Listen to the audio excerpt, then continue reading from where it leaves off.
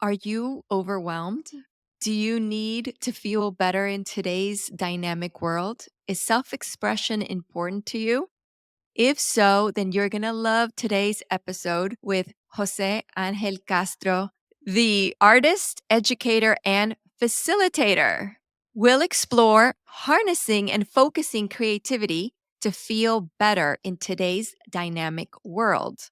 Welcome to Magical Mindset with Macarena Luz Bianchi, where we explore the magic of mindset, gratitude, and purposeful living. I'm your host, Macarena, and I'm thrilled to have you join me on this journey of wonder, wellness, and wisdom. You can find the episode show notes, your free magical mindset blueprint, and more at express.me/podcast. And here's the show. José Angel Castro is a multidisciplinary artist and entrepreneur who aims to contribute positively and proactively to the world around him. To him, his creativity is applicable to many pursuits, as is evidenced by his eclectic and colorful background. For him, everything is a puzzle. You just have to figure out how the pieces fit. We met in Los Angeles many moons ago, and I'm thrilled that he's part of the South Florida family now. And we're going to have an illuminating discussion about creativity and self empowerment. Jose Angel, thank you so much for being here. Thank you for having me. I really appreciate it. I'm honored to be here.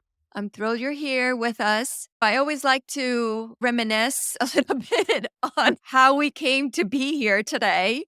I remember you fondly from my days and adventures living in Los Angeles. After grad school, when I went back to work, you lived in Koreatown in a super cool place with my sister, lived in the same building. And somehow we met. And then from the moment I saw you, I was like, what a cool dude.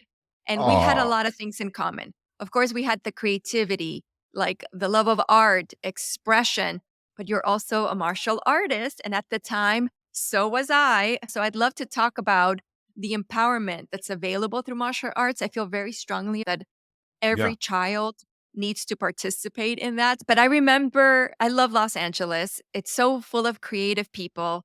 I know a lot of people love to hate it, and it is a big town. It took me being in film school with half of us were foreigners to kind of have an infrastructure to process the place. It took me about a year till I got it. And then, boy, did I love it. What I miss about it is that everybody's working on something creative. And that's really a cool, special thing. So when I think of my wonderful, fun, creative, delicious years in Los Angeles, you're part of that community.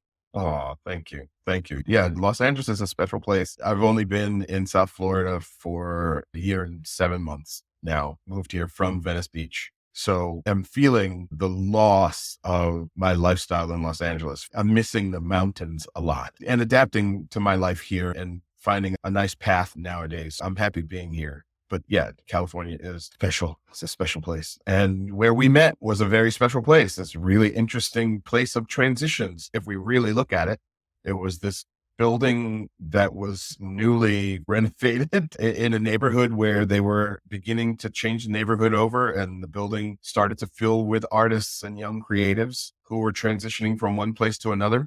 It was always going to be that kind of artistic, creative transience involved in that place. I love living there. So many cool people I met there.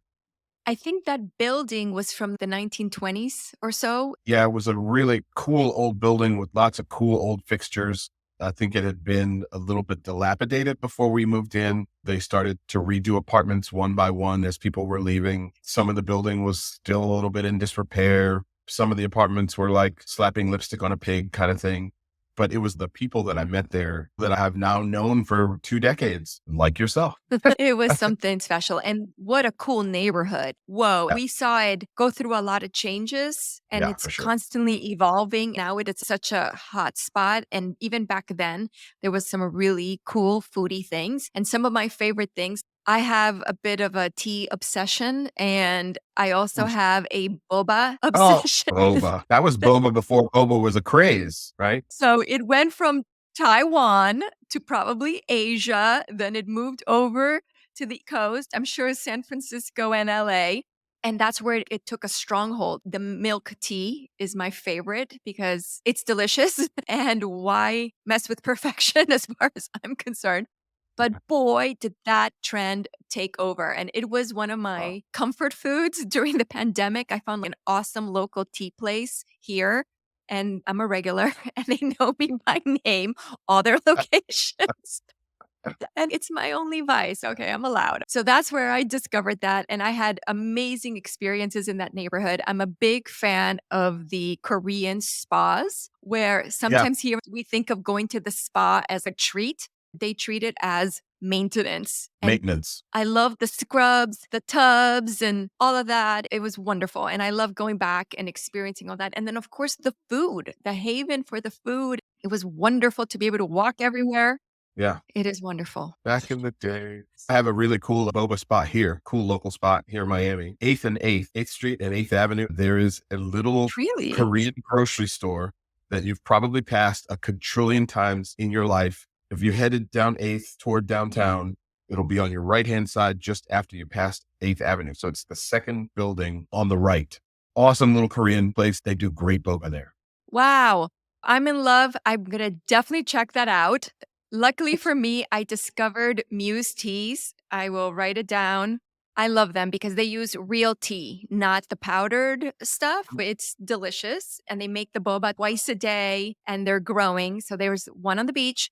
There's one on, they should be a sponsor. But anyway, they've got one on the beach, one in South Miami for a long time, and recently opened in the Brickell City Center and in Doral. City Center is close to me. That's Boba cool. is available everywhere. Yes, and it's so good. So, of course, I'll include those in the captions.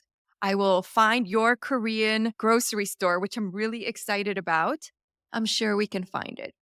Yeah, yeah. So, Mr. Artist, educator, and facilitator, I know you're a multi passionate individual, multi talented individual. That's why I've been looking forward to having this conversation with you. How would you introduce yourself? I think the best description that I've heard, which is not my own, it was given to me by somebody recently. She called me a kaleidoscope because I describe myself as an onion, peel back the layers. And she was like, onion's okay, but I think you're more of a kaleidoscope because of facets and light and color. I was like, okay, I'll take that. I'm feeling the kaleidoscope for you. All right. Yes. It's fantastic. On another level, I think this term describes me in the myriad of things that I do. I am interdisciplinary. I think this is the time for people who are interdisciplinary. I spent a lot of time acquiring skill, and it is now that I'm able to apply those skills in the different disciplines that I'm in. For me, fortunately, right now in Miami, that's beginning to roll for me. I'm part of a business group, and in that business group, I hold the photographer seat. I've recently connected with a curator as an artist, as a painter.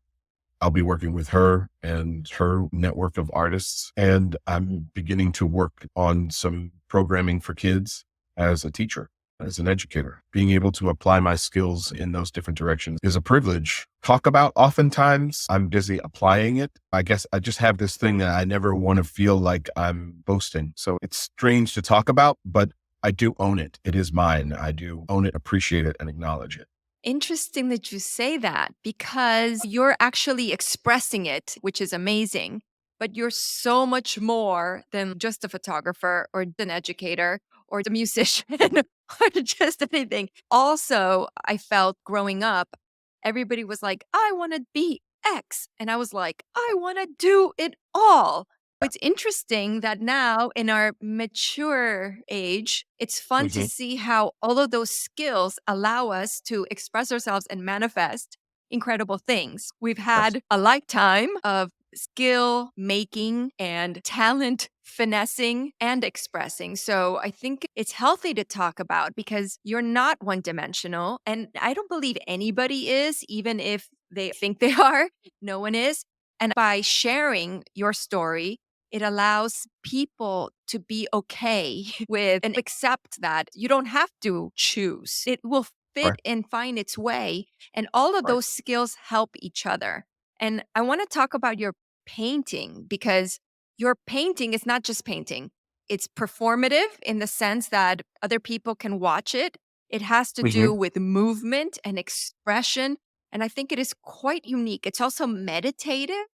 So Hmm. it's not about creating something that you have to present so much. You're not doing it for the sake of the finished product, which is beautiful. That's Right. part of it, of course.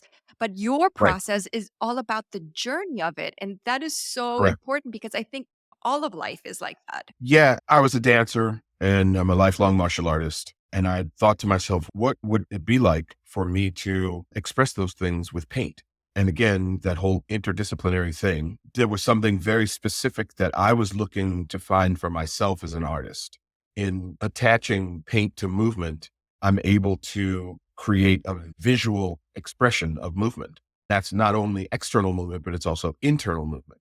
What goes on the canvas is influenced by everything around me and inside me. All the skills I've acquired, what music I'm listening to at the time, what my mood is, what my emotional state is, what my spiritual state is at the time goes on the canvas. So each canvas is completely different one from the other. It's abstract art. It's not figurative art. And when I wanted to express this, I looked into some different art movements. And there was an art movement that came out of Dadaism called the Fluxus movement. And the Fluxus movement was very much process over product.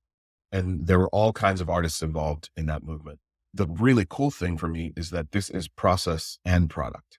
And that's been a pervasive mindset for me recently, especially in these times. I like to call them dynamic times as a diplomatic way of putting it. In these dynamic times, being able to express in that way is incredibly important because it's also in a way therapeutic and it's also teachable, which was something that was really important to me too, was being able to not only do it myself. The best test for any practice is whether or not you can teach it and teach it effectively. When I share that practice with people in a class to see what happens for folks from the moment I start to explain it and we start to warm up to when we're finished, that transformation is profound. That's beautiful. And you mentioned the dynamic times. Yes, we're living in a time of contrasts, of a lot of challenge. This is magical mindset. So we don't ignore the reality. But with mindset and gratitude, we're able to navigate through it in an uplifting, empowering way. Right. And what I say with my coaching clients, it's don't get distracted, don't take the bait because it is so easy to get lost. There's a lot of things that are so beyond our control. Right. However, when you go back to your work, your creation, your creativity, that's where the magic is. Yeah. And what I was saying before about this mindset, that's in direct contrast to the time we're in, which is very either or.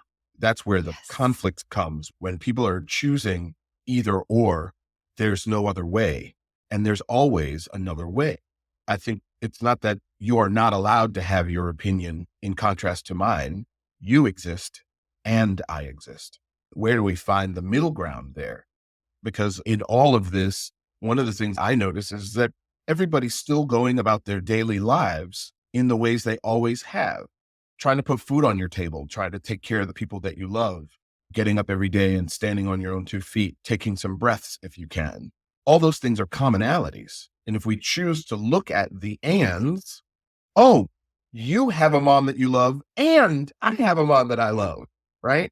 Rather than you believe in one thing and I believe in something else. And those two things mean we're completely separate people and there's no way that we can get together or talk to each other or acknowledge each other. So I'm looking at what is and what is else and what is.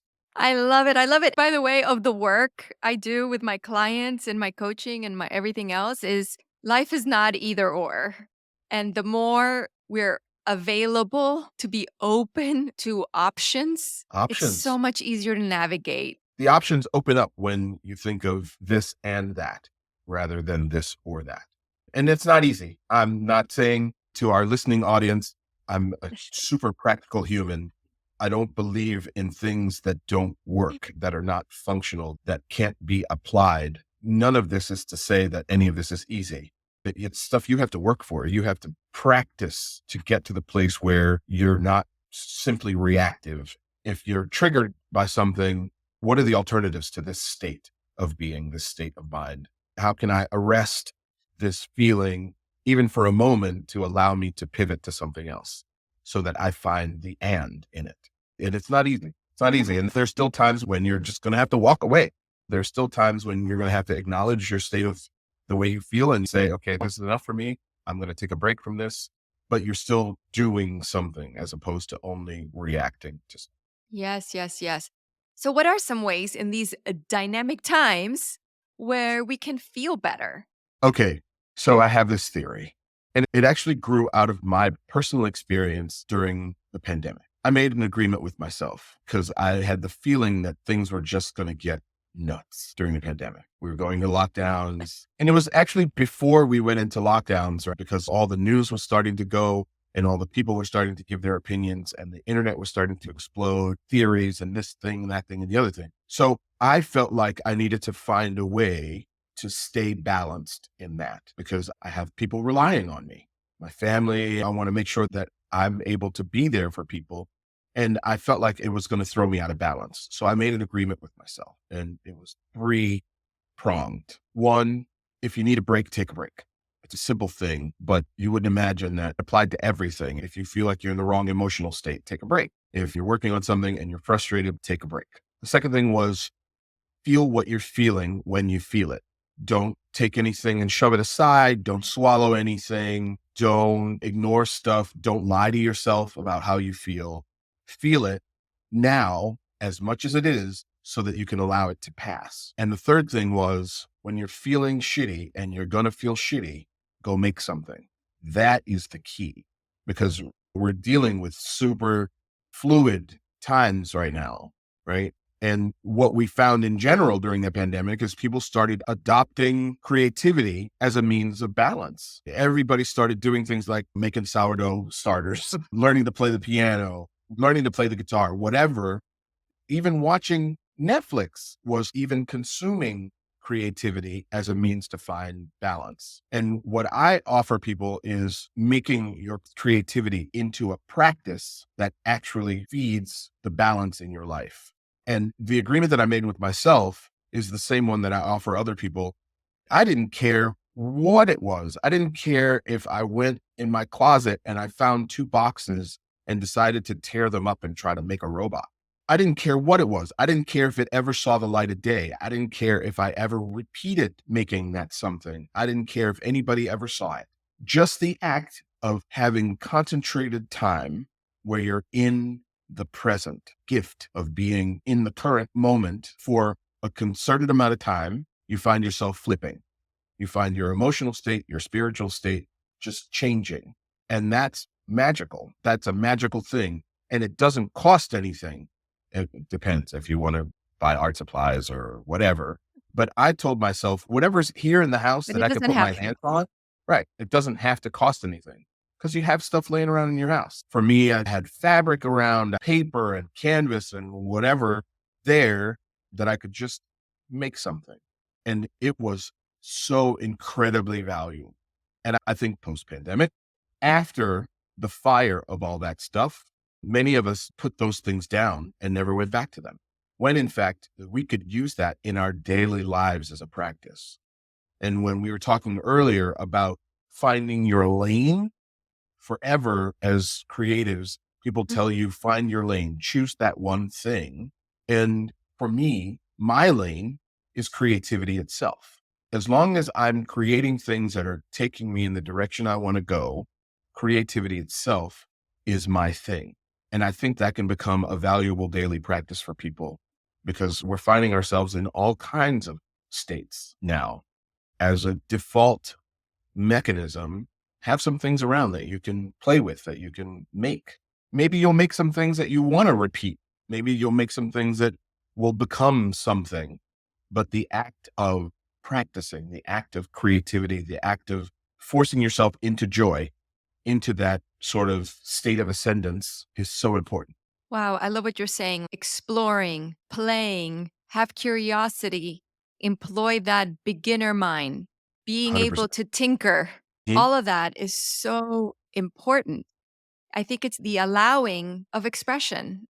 And for some of us workaholics, it's a challenge to stop the focus of the busy work or whatever we think we need, chasing that carrot or whatever it is, to Mhm. actually do something without planning or consequence or anything else, just an act. It reminds me of this great book by Rick Rubin, The Creative Act, where he talks about how everything we do, we create, is a devotional act, which is beautiful. What a beautiful way of expressing that and being okay that today's a different day than yesterday and tomorrow is going to be different. So, what you create each of these days is going to be unique, and that's okay. That's actually what's cool.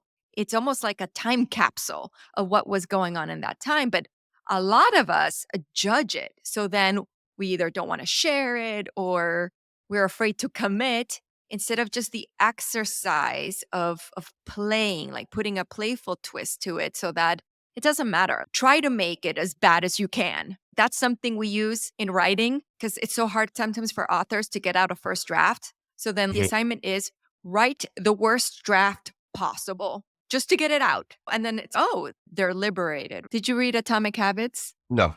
He gives a great example, a great story where there was a photography class. They did an experiment, and half the class, the grade was on quantity. How many pictures can you take? The other half was on quality. The one photo you have to submit, right? Guess who created the better work? I wonder. Not the one looking for perfection.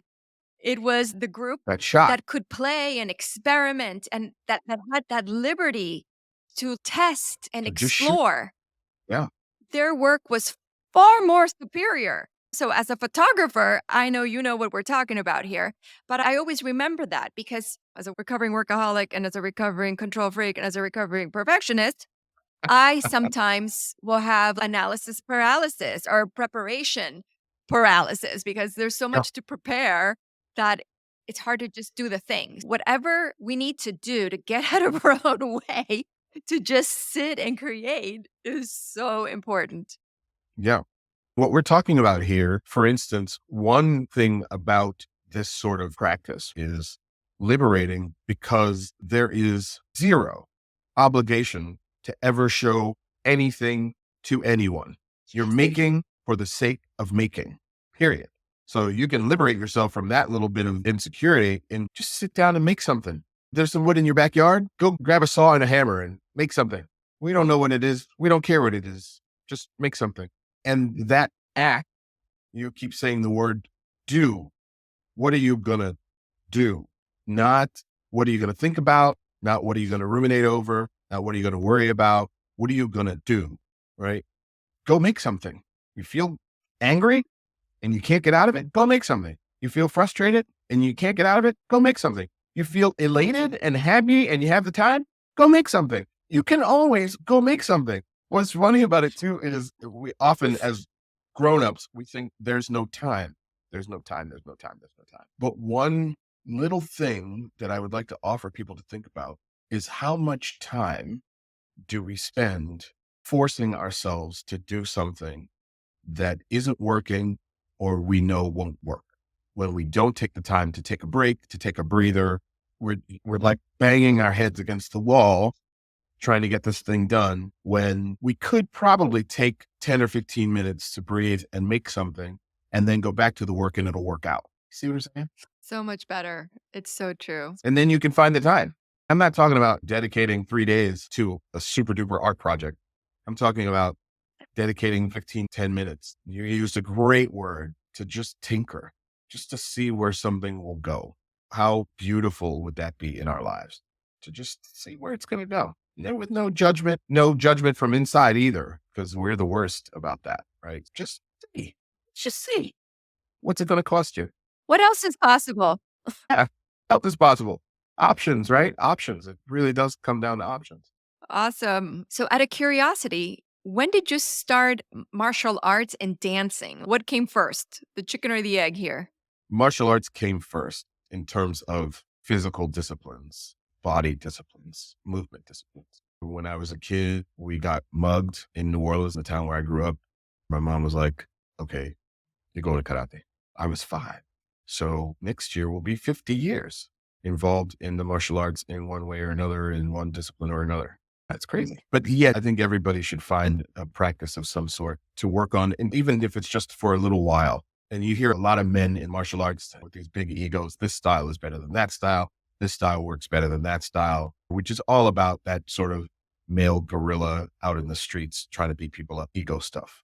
I can't say I don't have it all, but I've spent my entire life practicing so that it is not the predominant part of my personality. Let's put it that way. The greatest benefit, I think, is time spent with and on yourself. If you spend time in the martial arts, you have to battle yourself for that extra punch or that extra kick or that extra 10 minutes on the mat, or on that day that you really don't want to go, but you go anyway. That's when the real benefit of karate, of any martial art practice, kicks in, is when you really don't want to do it and you do it anyway. You find that resilience, you find that commitment, you find that resolve to improve yourself that little bit more every time you practice. That's more valuable than anything else, in my estimation. I think it's also good to be able to take care of yourself in the world. Also good to be able to walk into spaces and have people understand that you take up space and you have confidence in yourself and you probably shouldn't be messed with. That's also good. But that other piece is so important. Yeah, it's so empowering. And what's really interesting for me and my experience with it, I didn't come to it until my 30s. And I think before that, I was really just all brain, all head, detached. I was just my brain. So I was completely disconnected from my body. And I was pretty good at everything that involved the brain, but I sucked at martial arts. It didn't matter. It didn't No, occur to me not to go. I just went. And even though I was terrible at it, I was in terrible shape. I hate exercise. Exercise is dangerous. It was really hilarious. What I realized was, oh, these guys are not just rolling around. Like they have to be really aware of everything, especially in the grappling. They need to mhm, know what their foot is doing versus their arm. And I was like, oh my God, have to be present. I did Jeet Kune Do, which I call the original mixed martial arts, Bruce Lee's. And we had to learn how to punch. And at first I'm like, I don't want to hurt anyone. And of course, the sensei was like, yes, you do. I'm like, I do not. I really don't want to hurt anyone. He's, oh, but you do. There's a part of you that does. I'm like, he's, oh yeah. So then you tap into that power and yeah, being able to access that power. And then what I found fascinating is by the way someone throws a punch, I can tell you their defense mechanisms. right, If you right, understand it, if you pay right. attention, you can see this. I remember the first time someone came at me with full force. And what I used to say is, nothing gets you to the present moment like getting hit in the face. Thing. I think No, that was part of the magic of that Fight Club movie, experiencing all of that, connecting with my body, connecting with my power, the focus, the discipline. I can never remember the word because as a enthusiast, I'm like, discipline, what? It's like a healthy version of discipline. You get to really express parts of yourself. You have to train. You get to go beyond your limits. All of that I found absolutely empowering and absolutely fascinating. And I loved it. It was so great. And there is something so magical about knowing, oh, I know how to throw a punch. Not yeah, with my arm, with my hips. So yeah, I yeah. know I will never be in that situation, but it's great to know if it comes down to it, that person's in trouble. They're going to be in trouble. So that's Right. amazing. To me, that sort of thing is like all of life. It's all about tools. If you're learning to be a mechanic, they don't give you a toolbox full of tools all at once. With each skill you learn, you put a new tool in the toolbox. And it's not that every day you go to work on cars, you're going to pull out every tool and use every tool in the toolbox. There's a number of tools that will be the go-to tools you'll use on a regular basis. Some will sit there until you need them. When you need them, you'll pull them out and use them for that purpose. To me, that's what martial arts is. To me, that's what self-defense training is. That's what personal safety training is. It's a tool that you will pull out when you need to use it. And the real fact is, in most people's lives, you may never pull that tool out of the toolbox, but it's good to have. It's a good one to have. Again, not being too referential to what other people do or think or say, But there is a lot of, oh, I'm going to go out there and get in fights all the time, right? That's why I practice martial arts, because I get in fights all the time. But you should be thinking about why you get in fights all the time. Not just that you have the tools to beat people up, but why are you getting in fights all the time? Everything is energy. We are beings. We are energetic beings. What are you shining out in the world that's attracting people to want to punch you in the face? That should be a problem. I'm just saying that should be an issue, Yeah. that you're attracting people who want to beat on you all the time.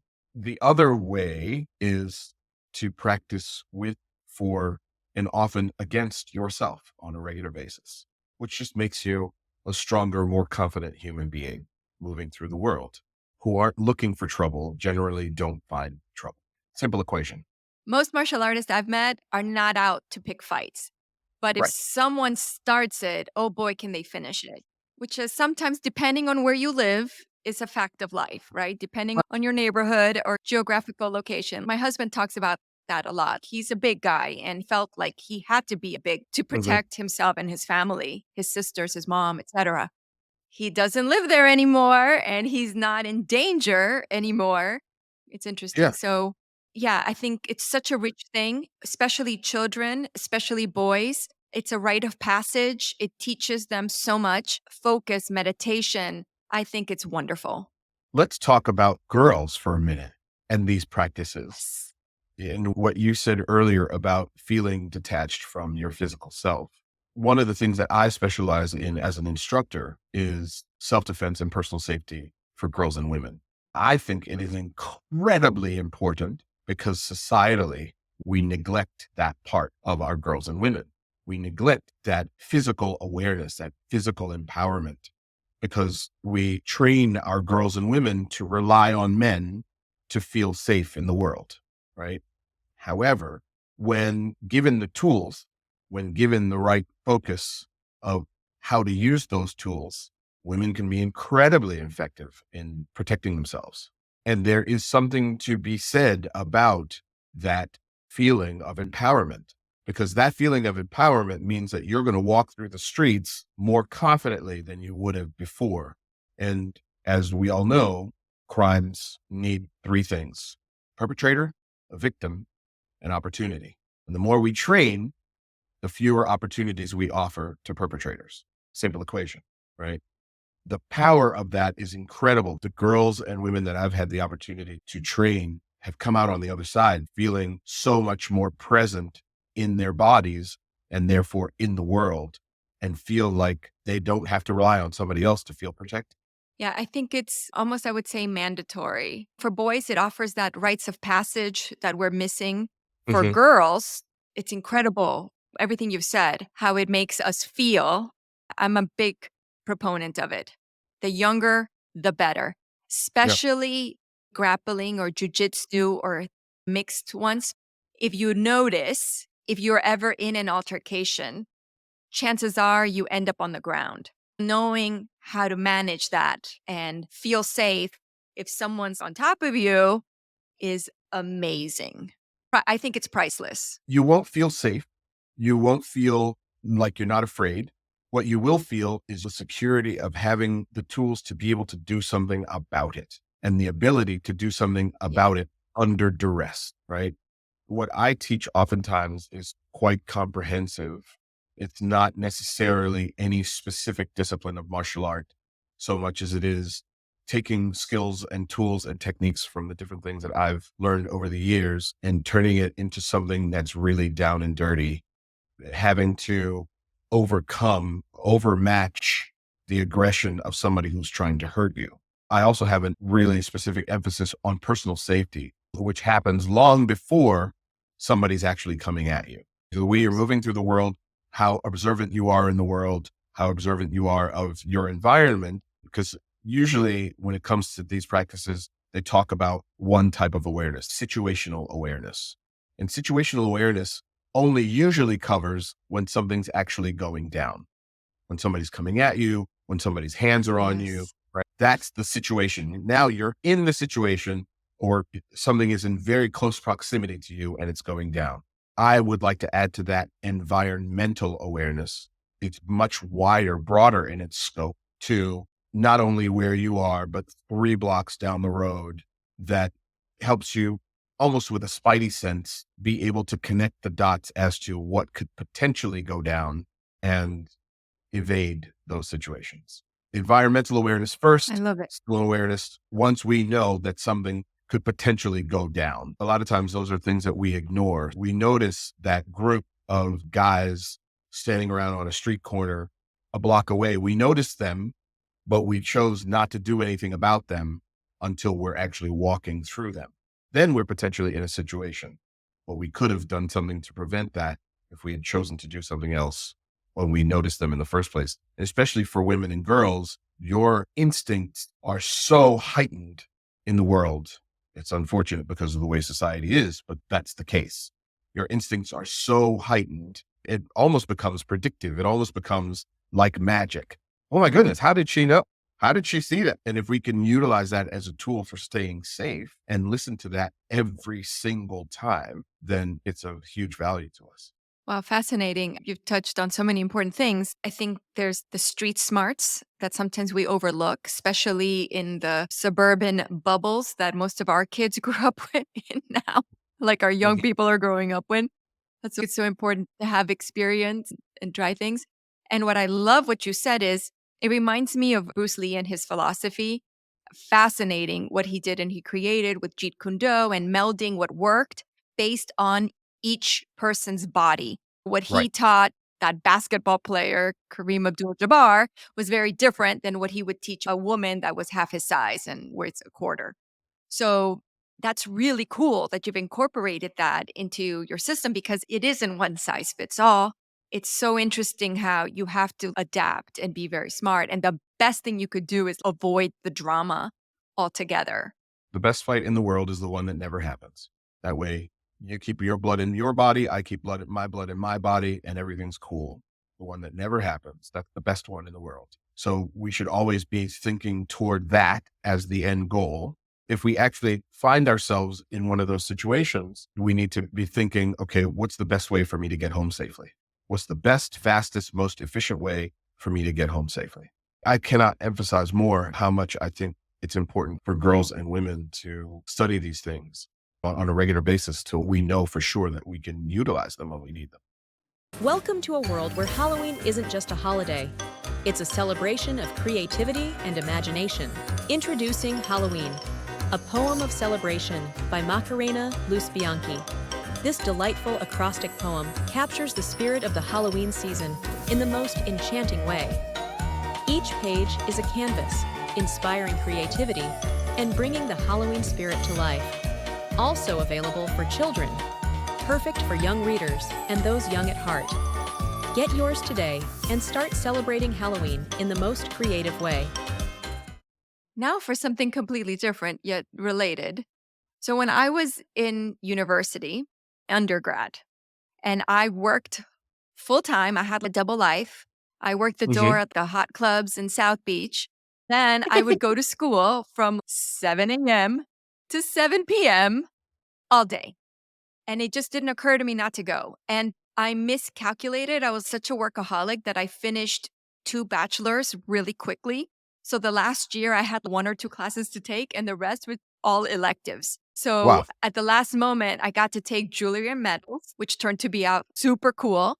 The first semester, I took a stretch class. The second semester, that woman went to teach like a women's prison. The only class I could take was an advanced Afro-Brazilian dance. Oh, that's Okay. fantastic. Yeah, it was hilarious. So it was my last class. The rainy season in Miami, I had to go through a swamp to get there. It never occurred to me not to go. I signed up, I'm Right. going. I would show up, all dance majors, and I was a science major, environmental science for undergrad and international relations. It Oh was my so goodness. funny. And then we had a bungo accompanist, which was fabulous. The teacher, he was really cool. He was Brazilian Dutch, gorgeous, tall man. His wife was a flamenco dancer. The both of them were amazing, a beautiful couple. Oh my. But the class was torture. I liked the music. I love bossa nova. So you play the music and then they tell us what to do and we go across. And every day was the same thing. Stop thinking. And I'd be like, But thinking is my thing. Thinking is all I got. My noodle, that's my superpower. None of this other nonsense. So torture. And towards the end of the class, like 3/4 in, one day I was so tired because I would work all night, be done at 5, go to school, be there all day. One day I catch myself moving to the music, not thinking about it. I caught Mm-hmm. myself. Mm-hmm. Oh, Mm-hmm. okay. Like, what's happening? So then I did whatever little choreography we were supposed to do. They clapped. They were in tears. It was like magic. You got Yeah. it. Oh my God. I was like, oh, how cool. And then for the final grade, we had to write an essay.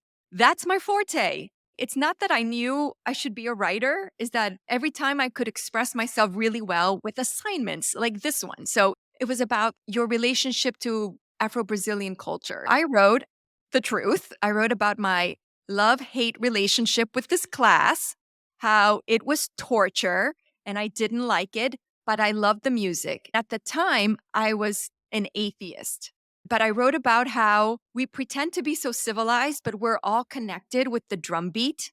And it Mm-hmm. was such a beautiful experience. So at the end of the class, he comes to me, teary eyed, and he says, "Thank you so much." And I'm, "What are you talking about? What's going on? What's happening here?" And he says, "You're the only one who gets it." And I was Right. like, whoa, Right. cool. It was such a cool experience because it was a spiritual experience. Even though at the Yeah. time I thought I understood energy in the sense of science, but not in that spiritual realm. It was really a beautiful experience, but it was funny because it was such torture. But I had a breakthrough because stuck at it, no matter how much it sucked, how much I hated it. That's been a good example for my life. Even when things are not what you wish, if you're motivated enough to continue, you can find the magic. Hopefully, it doesn't take that long, but it did. It was a remarkable experience for me. And at the time, I was like, oh, how fascinating. This is what everybody's talking about. And it was cool. Cool. Next, it wasn't until years later that things changed for me, but that was an example of being all brain, not Yeah. being in touch with Yeah. that. When you had inadvertently let go of that, you found yourself actually dancing. The dance was coming from the inside rather than the outside. I have an interesting story that the same thing, but coming from the opposite direction. When I moved to Amsterdam, it was 1996. I had to leave the martial arts schools that I was in New York. I was in karate and Japanese jiu-jitsu at the time. I fell into Tai Chi, Chen family Tai Chi. A friend of mine knew this instructor and I showed up at the park one day and started practicing with them. At the time, I'm a professional dancer. I moved for a living, right? I've had all this martial arts experience previous. I make a living out of, you go to an audition, somebody shows you something in 3 minutes and you do that thing like you've been doing it your whole life. That's the goal, right? That's where I was at the time. So imagine what it was for me to run into a movement system that I could not remember in my body to save my life. I was doing this system and I could not remember the steps in the form to save my life. It was making me crazy. It was torture for me to be taught movement and not be able to do it right away by memory. So I go to my teacher and I'm like, what's the deal? What's going on? I don't understand what's happening. I can do everything else. All these other movement forms I can do in my sleep. You can teach it to me. And in 5 minutes, I'll be doing it like I've done it my whole life. And I understand. One thing is you're young. The other thing is this system is internal and everything that you've been doing before is external. It's motored by muscle. This is motivated by energy. It's motivated from inside. And I'm like, so what? I should still know how to do it. Give it some time. It's choreography. I should know how to do this. Exactly. It's choreography. So if you're just patient, you'll find it. And I'm like, if I'm just patient, I'll find it. Whatever, man. I should know how to do this right now. I was able to just go there and practice it from that point forward. And one day, like you, I found myself doing it, remembering it, and able to do it because I was no longer resisting it because I thought I should be able to do it faster. So just the practice of it the torture of it, going there day in and day out and trying to suspend what I thought I knew, eventually made it come from inside. And it completely transformed the way I practiced Wow. karate and jujitsu, completely transformed it. Adding that practice was huge for me. It was also a huge life lesson about resistance to new information, being able to go someplace, and speaking of Bruce Lee, being able to empty the cup so that I'm working in something for the sake of that discipline. When I moved to Los Angeles after Amsterdam, I started doing another form of karate that I had never done before. And I took off my black belt, put on a white belt, and tried my best to do the system the way that these people were teaching me to do it, as opposed to trying to add stuff from my previous experience and all that stuff. Just do it the way that I'm being taught. And it was cool because after I learned it that way, naturally, when I got closer to becoming a black belt in that system, it just started to happen that things that I knew from before started to just integrate themselves so that my Kempo looked and felt different from other people's Kempo. Interesting stuff. Wow. I love what you're saying. It's like, how do we embody things? And I think at first we have to be fearless in our incompetence and fearless in, yeah, it's going to suck. It's not going to be pretty. And Yeah. that's okay. It's part of the process and the patience. And I think that's another great thing I like about the martial arts is it teaches you patience. You work hard. At first they show you the things you have to learn to pass your belt or whatever. And you're like, hell no, it's not, I don't know how to do that. And then you figure Right. it out when it's Right. not easy.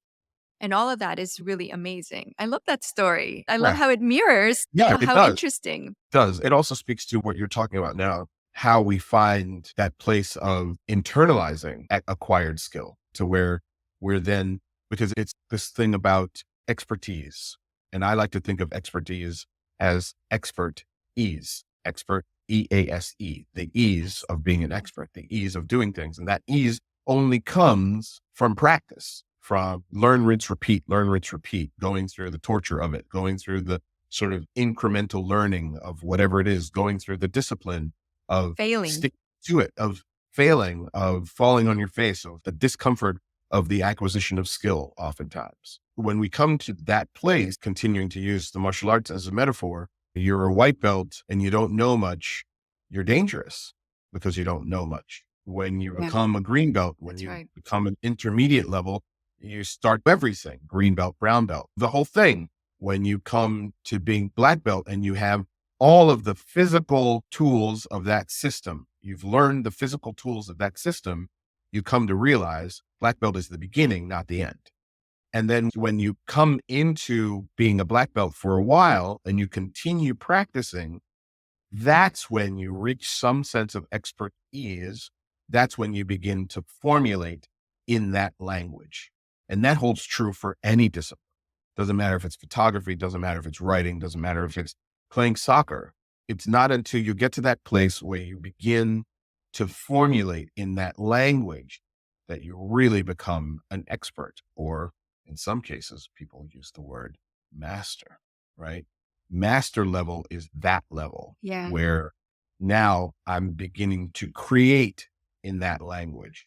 So new systems are born, new ways of thinking are born, new ways of expressing that language are born. I don't care if it's mathematics, if it's biology, I don't care what it is. When you get to that point, to that level of mastery, is where new things happen. Innovation begins to happen because now you're writing new language as you go. Oh my God, it's so true. And especially with the martial arts, sometimes you have to get to the black belt so they teach you the really cool stuff. You have to be doing the physical stuff so you actually learn way more of the energetic stuff, which I think is quite interesting. And I love that you're also a dancer and a martial artist, which also reminds me of Bruce Lee, who was the cha-cha king, right? So that's another thing I love about martial arts. I found that the better your martial arts gets, the better your life gets. And the better your life gets, the better your martial arts gets. Yeah. So it took me years to learn how to throw a punch. And then I took some time off and I did a lot of inner work, I did all these trainings like warrior camp, all this stuff to really face my fears. And it was incredible to see when I came back to the martial arts. Boy, I thought, oh my God, I'm going to have to start over. Oh no. It was Mhm. like at a whole other level. It was Yeah. beautiful. So Yeah. I love how it's not an isolated system. I think dance and martial arts, it really helps everything we do.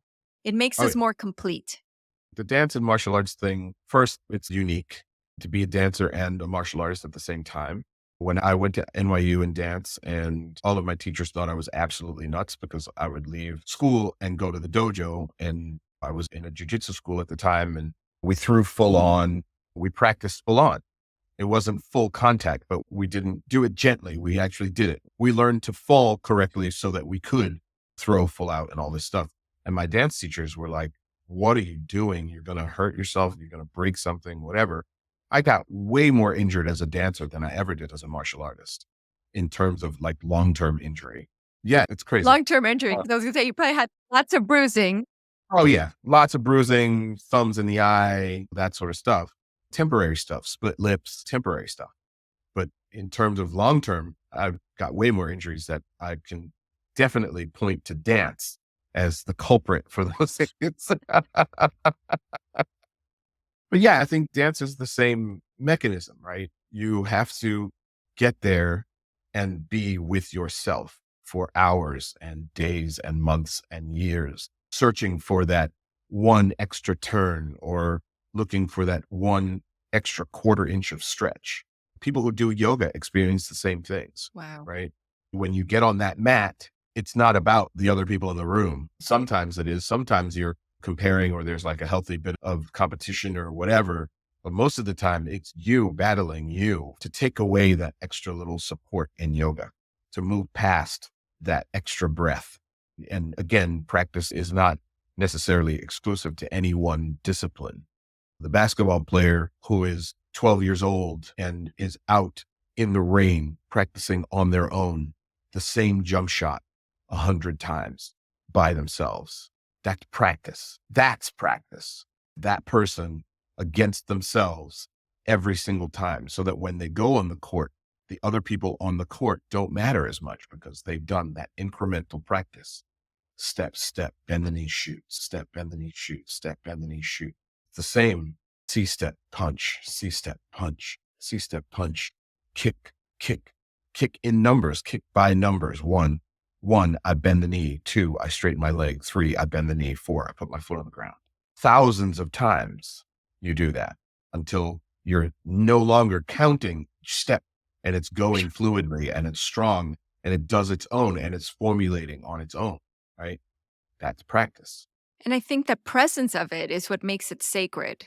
And it's great to be inspired by others, but ultimately, there's no competition but that with ourselves and what we're trying to achieve or express. And I think it's beautiful to have the language of martial arts. You speak that language, you speak the language of dance, you speak the language of music. I think all those things are beautiful. I love your agreements with yourself. When it comes time to make something, you can also express something. It Mm. could be a dance, it could be a martial arts sequence, it could be a combination of that. That's what you've done with your painting, which I think is quite fascinating. When it's time to go do something, time to go make something, I know you have a lot. So I don't know, top 3 or top 5 or top 10, whatever you're comfortable with. When I go make something, wow.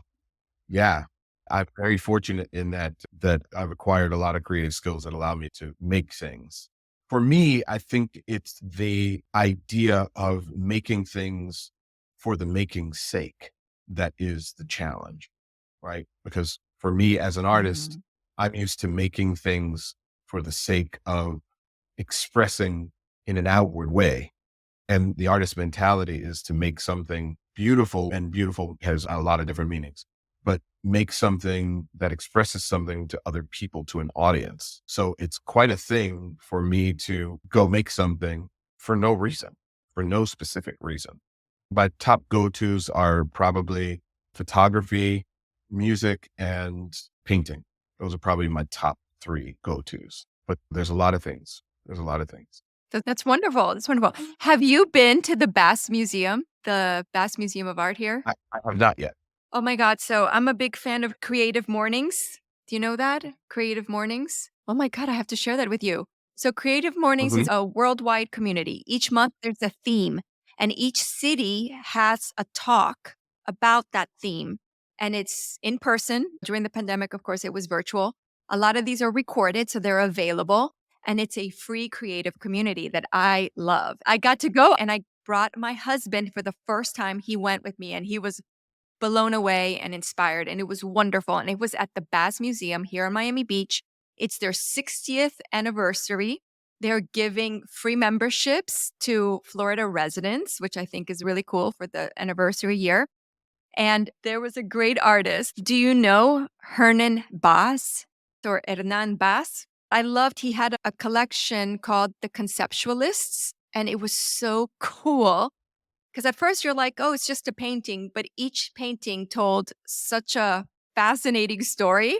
I have to share this link with you. It Cool. was so cool. Yeah, so there's a lot of local resources here and a lot of creativity resources. Did you ever do The Artist Way, the book? Yes, absolutely. I have it on my bookshelf right over there. Yeah. Yeah, of course. It's so good. I've done it many times and I love it. I think it's a great way for people to reawaken their creativity or access it if they think they don't have any. I think it's a wonderful tool. It is great through transitions or just as a creative project, as a Hmm. playful creative project. It's like therapy in a book. A lot of really cool stuff. Yeah, we did cover a lot of cool stuff. And out of curiosity, you made an agreement with yourself. Do you have a title for that? What do you call it? I don't really call it anything. I haven't thought to call it anything. It's just my agreement with myself. I could possibly come up with something to call it, but I hadn't really thought of anything because it was such an internal exercise. Excellent tool. I think it's a really great tool. So we can call it Jose Angel Castro's self-management agreements or I self-regulation agreements or something like that. We're workshopping it. If anybody has any suggestions, but I think they're fantastic. They're fantastic. And you know what reminds me? So just to recap, one is take a break when you need it, stop and feel what you're feeling, and go make something. That's like the condensed version of it. And what I love about this is there's a saying, what is mastery? And mastery is you eat when you're hungry and you rest when you're tired. yeah, If you can be that present to actually be, you're doing it, you're living it. That's yeah, what we're all yeah. striving for, right? Getting out of the autopilot of either action or thoughts or etc. For me, mastery is reaching the point where you're only utilizing the amount of energy necessary and only that amount of necessary energy to accomplish any given task. So no more, no less, just what you need to get that thing done. The sweet spot. I love it. What a cool idea. I love it. So I've loved this conversation. We talk about the culmination of a life's work. Here we are. I think it's a testament of everything that's come before it, that this is happening so easy and effortlessly. And of course, it takes some work, but it's been so much fun. It's been so cool. I absolutely love it. And we are putting out the energy to find our audience, which is exciting and fun and building community and all that good stuff.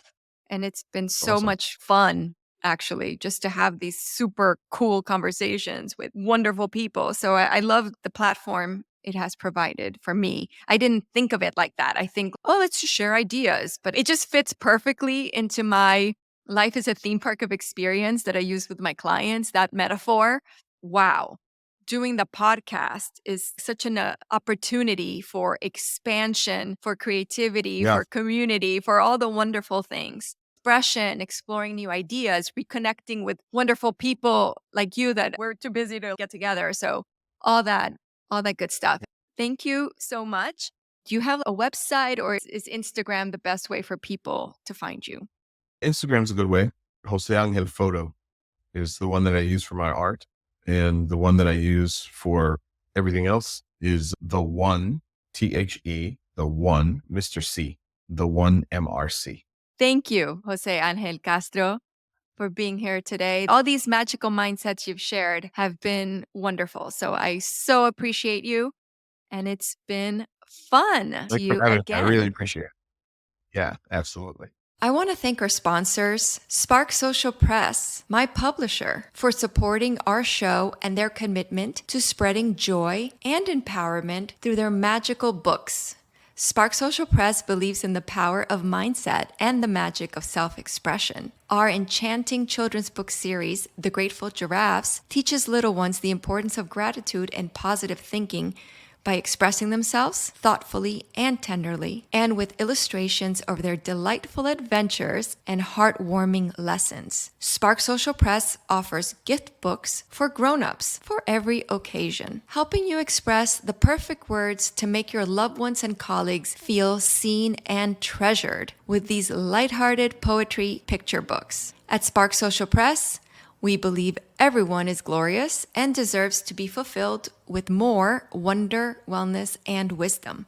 That's why our books are designed to spark creativity, uplift spirits, and empower readers of all ages. To discover the joy of self-expression and spread more wonder in your life, visit sparksocialpress.com today.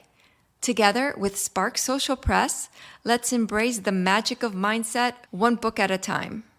Once again, a big thank you to Spark Social Press for sponsoring the show and for bringing more wonder, wellness, and wisdom into the world through our thoughtful and inspiring books. Wow, what a journey we've been on together. I hope this episode has left you feeling inspired, empowered, and ready to embrace the magic in your life. I'd love to hear about your experiences and insights. Please tag me on social media using the hashtag Magical Mindset Podcast, or leave me a DM to share your wins, challenges, and aha moments. Let's keep the conversation and the magic flowing beyond this episode. Thank you so much for tuning in and for being a part of this magical community. Until next time, keep shining your light and embracing the wonder of each day. You got this.